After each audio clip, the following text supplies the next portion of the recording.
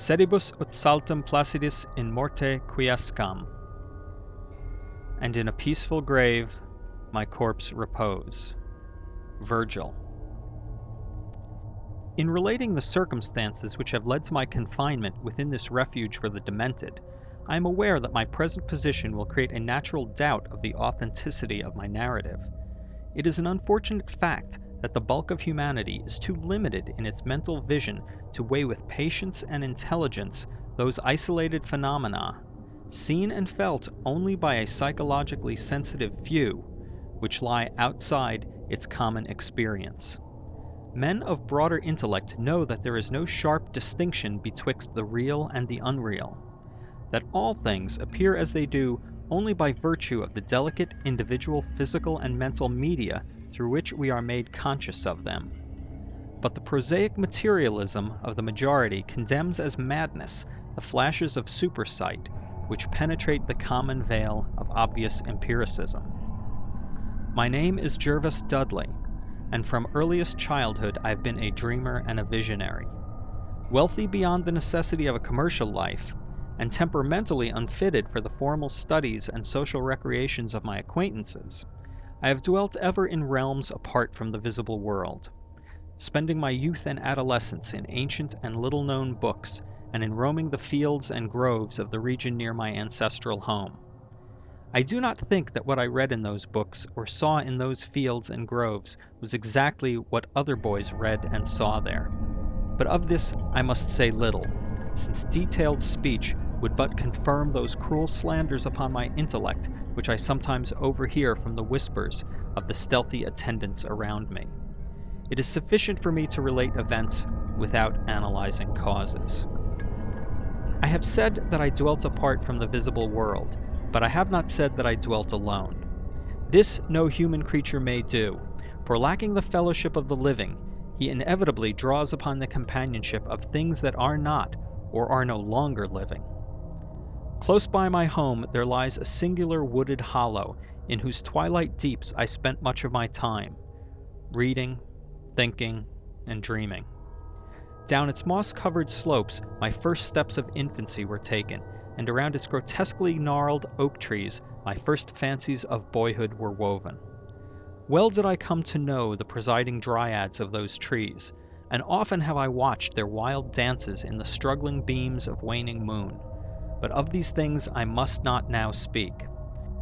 I will tell only of the lone tomb in the darkest of the hillside thickets, the deserted tomb of the Hydes, an old and exalted family whose last direct descendant had been laid within its black recesses many decades before my birth.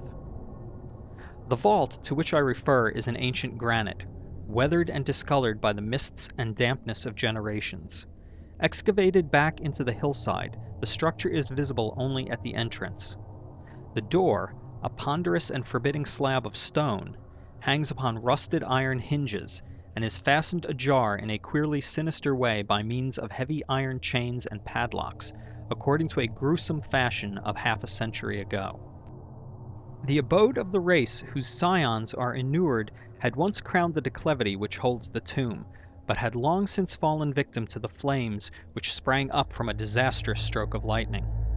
Of the midnight storm which destroyed this gloomy mansion, the older inhabitants of the region sometimes speak in hushed and uneasy voices, alluding to what they call divine wrath, in a manner that in later years vaguely increased the always strong fascination which I felt for the forest-darkened sepulchre. One man only had perished in the fire. When the last of the Hydes was buried in this place of shade and stillness, the sad urnful of ashes had come from a distant land, to which the family had repaired when the mansion burned down. No one remains to lay flowers before the granite portal, and few care to brave the depressing shadows which seem to linger strangely about the water-worn stones.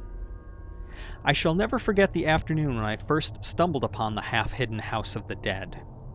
It was in midsummer, when the alchemy of nature transmutes the sylvan landscape to one vivid and almost homogeneous mass of green, when the senses are well-nigh intoxicated with the surging seas of moist verdure and the subtly indefinable odors of the soil and the vegetation. In such surroundings the mind loses its perspective. time and space become trivial and unreal, and echoes of a forgotten prehistoric past beat insistently upon the enthralled consciousness. All day I had been wandering through the mystic groves of the Hollow, thinking thoughts I need not discuss, and conversing with things I need not name. In years a child of 10, I had seen and heard many wonders unknown to the throng, and was oddly aged in certain respects. When, upon forcing my way between two savage clumps of briars, I suddenly encountered the entrance of the vault, I had no knowledge of what I had discovered. The dark blocks of granite, the door so curiously ajar, and the funereal carvings above the arch aroused in me no associations of mournful or terrible character. Of graves and tombs I knew and imagined much, but had on account of my peculiar temperament been kept from all personal contact with churchyards and cemeteries. The strange stone house on the woodland slope was to me only a source of interest and speculation, and its cold, damp interior, into which I vainly peered through the aperture so tantalizingly left, contained for me no hint of death or decay. But in that instant of curiosity was born the madly unreasoning desire which has brought me to this hell of confinement. Spurred on by a voice which must have come from the hideous soul of the forest, I resolved to enter the beckoning gloom in spite of the ponderous chains which barred my passage. In the waning light of day I alternately rattled the rusty impediments with a view to throwing wide the stone door, and essayed to squeeze my slight form through the space already provided. But neither plan met with success. At first curious, I was not frantic, and when in the thickening twilight I returned to my home, I had sworn to the 100 gods of the grove that at any cost I would someday force an entrance to the black chilly depths that seemed calling out to me. The physician with the iron-gray beard who comes each day to my room once told a visitor that this decision marked the beginnings of a pitiful monomania. But I will leave final judgment to my readers, when they shall have learnt all. The months following my discovery were spent in futile attempts to force the complicated padlock of the slightly opened vault, and in carefully guarded inquiries regarding the nature and history of the structure. With the traditionally receptive ears of the small boy, I learned much, though an habitual secretiveness caused me to tell no one of my information or my resolve. It is perhaps worth mentioning that I was not at all surprised or terrified on learning of the nature of the vault. My rather original ideas regarding life and death had caused me to associate the cold clay with the breathing body in a vague fashion, and I felt that the great sinister family of the burned-down mansion was in some way represented within the stone space I sought to explore. Mumbled tales of the weird rites and godless revels of bygone years in the ancient hall gave to me a new and potent interest in the tomb, before whose door I would sit for hours at a time each day. Once I thrust a candle within the nearly closed entrance, but could see nothing save a flight of damp stone steps leading downward. The odor of the place repelled, yet bewitched me.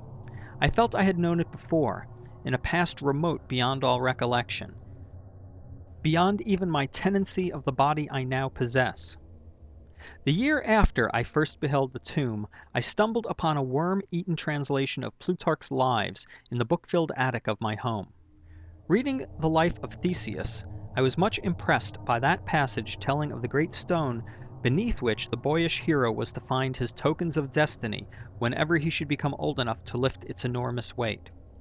This legend had the effect of dispelling my keenest impatience to enter the vault, for it made me feel that the time was not yet ripe. Later, I told myself, I should grow to a strength and ingenuity which might enable me to unfasten the heavily chained door with ease, but until then, I would do better by conforming to what seemed the will of fate. Accordingly, my watches by the dank portal became less persistent, and much of my time was spent in other though equally strange pursuits. I would sometimes rise very quietly in the night, stealing out to walk in those churchyards and places of burial from which I had been kept by my parents. What I did there I may not say, for I am not now sure of the reality of certain things. But I know that on the day after such a nocturnal ramble, I would often astonish those about me with my knowledge of topics almost forgotten for many centuries. It was after a night like this that I shocked the community with a queer conceit about the burial of the rich and celebrated Squire Brewster, a maker of local history who was interred in 1711, and whose slate headstone, bearing a graven skull and crossbones, was slowly crumbling to powder. In a moment of childish imagination, I vowed not only that the undertaker, Goodman Simpson, had stolen the silver-buckled shoes, silken hose, and satin small-clothes of the deceased before burial, but that the squire himself, not fully inanimate, had turned twice in his mound-covered coffin on the day of interment.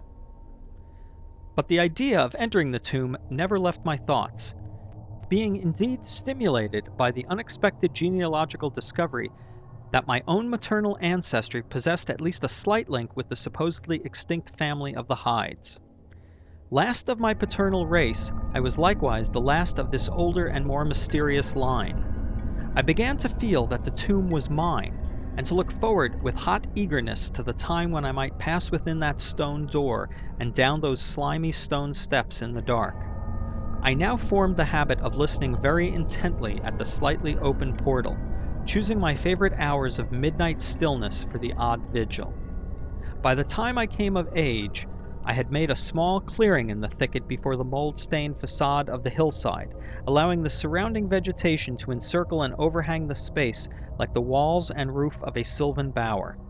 This bower was my temple, the fastened door my shrine, and here I would lie outstretched on the mossy ground, thinking strange thoughts and dreaming of strange dreams. The night of the first revelation was a sultry one. I must have fallen asleep from fatigue, for it was with a distinct sense of awakening that I heard the voices.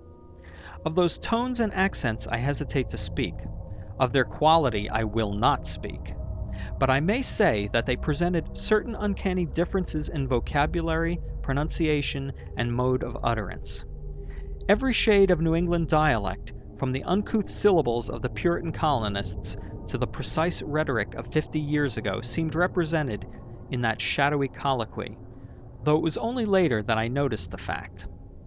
At the time, indeed, my attention was distracted from this matter by another phenomenon, a phenomenon so fleeting that I could not take oath upon its reality. I barely fancied that as I awoke, a light had been hurriedly extinguished within the sunken sepulchre. I do not think I was either astounded or panic-stricken, but I know that I was greatly and permanently changed that night. Upon returning home, I went with much directness to a rotting chest in the attic, wherein I found the key which next day unlocked with ease the barrier I had so long stormed in vain.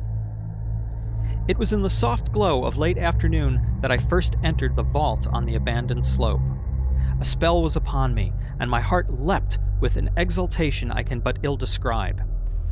As I closed the door behind me and descended the dripping steps by the light of my lone candle, I seemed to know the way. And though the candle sputtered with the stifling reek of the place, I felt singularly at home in the musty charnel house air. Looking about me, I beheld many marble slabs bearing coffins, or the remains of coffins. Some of these were sealed and intact, but others had nearly vanished, leaving the silver handles and plates isolated amidst certain curious heaps of whitish dust. Upon one plate I read the name of Sir Geoffrey Hyde, who had come from Sussex in 1640 and died here a few years later. In a conspicuous alcove was one fairly well-preserved and untenanted casket, adorned with a single name which brought to me both a smile and a shudder. An odd impulse caused me to climb upon the broad slab, extinguish my candle, and lie down within the vacant box. In the gray light of dawn, I staggered from the vault and locked the chain of the door behind me. I was no longer a young man, though but 21 winters had chilled my bodily frame. Early rising villagers who observed my homeward progress looked at me strangely, and marveled at the signs of ribald revelry which they saw in one whose life was known to be sober and solitary. I did not appear before my parents till after a long and refreshing sleep. Henceforward I haunted the tomb each night, seeing, hearing, and doing things I must never reveal. My speech, always susceptible to environmental influences, was the first thing to succumb to the change, and my suddenly acquired archaism of diction was soon remarked upon. Later, a queer boldness and recklessness came into my demeanor, till I unconsciously grew to possess the bearing of a man of the world despite my lifelong seclusion. My formerly silent tongue waxed voluble with the easy grace of a Chesterfield, or the godless cynicism of a Rochester. I displayed a peculiar erudition utterly unlike the fantastic monkish lore over which I had pored in youth, and covered the fly-leaves of my books with facile impromptu epigrams which brought up suggestions of Gay, Prior, and the sprightliest of Augustan wits and rhymesters. One morning at breakfast I came close to disaster by declaiming, in palpably liquorish accents, an effusion of 18th century bacchanalian mirth, a bit of Georgian playfulness never recorded in a book, which ran something like this. "Come hither, my lads, with your tankards of ale, and drink to the present before it shall fail. Pile each on your platter a mountain of beef, for 'tis eating and drinking that brings us relief. So fill up your glass, so life will soon pass. When you're dead, you'll ne'er drink to your king or your lass. Anacreon had a red nose, so they say, but what's a red nose if you're happy and gay? Gad split me, I'd rather be red whilst I'm here, than white as a lily and dead half a year. So Betty, my miss, come give me a kiss. In hell there's no innkeeper's daughter like this. Young Harry, propped up just as straight as he's able, will soon lose his wig and slip under the table. But fill up your goblets and pass 'em around, better under the table than under the ground. So revel and chaff as you thirstily quaff. Under 6 feet of dirt 'tis less easy to laugh. The fiends strike me blue, I'm scarce able to walk, and damn me if I can stand upright or talk. Here, landlord, bid Betty to summon a chair. I'll try home for a while, for my wife is not there. So lend me a hand, I'm not able to stand, but I'm gay whilst I linger on top of the land." About this time, I conceived my present fear of fire and thunderstorms.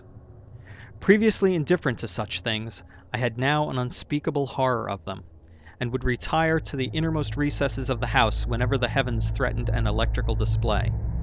A favorite haunt of mine during the day was the ruined cellar of the mansion that had burned down, and in fancy I would picture the structure as it had been in its prime.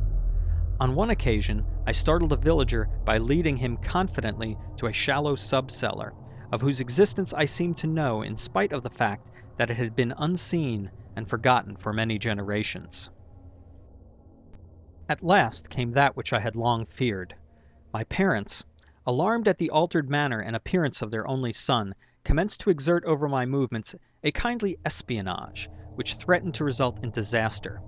I had told no one of my visits to the tomb, having guarded my secret purpose with religious zeal since childhood, but now I was forced to exercise a care in threading the mazes of the woodland hollow, that I might throw off a possible pursuer.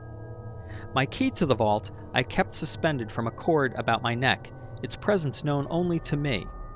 I never carried out of the sepulchre any of the things I came upon whilst within its walls. One morning, as I emerged from the damp tomb and fastened the chain of the portal with none too steady hand, I beheld in an adjacent thicket the dreaded face of a watcher. Surely the end was near, for my bower was discovered, and the objective of my nocturnal journeys revealed. The man did not accost me, so I hastened home in an effort to overhear what he might report to my careworn father. Were my sojourns beyond the chained door about to be proclaimed to the world? Imagine my delighted astonishment on hearing the spy inform my parent in cautious whisper that I had spent the night in the bower outside the tomb, my sleep-filmed eyes fixed upon the crevice where the padlocked portal stood ajar. By what miracle had the watcher been thus deluded? I was now convinced that a supernatural agency protected me. Made bold by this heaven-sent circumstance, I began to resume perfect openness in going to the vault, confident that no one could witness my entrance. For a week I tasted to the full the joys of that charnel conviviality which I must not describe, when the thing happened, and I was borne away to this accursed abode of sorrow and monotony.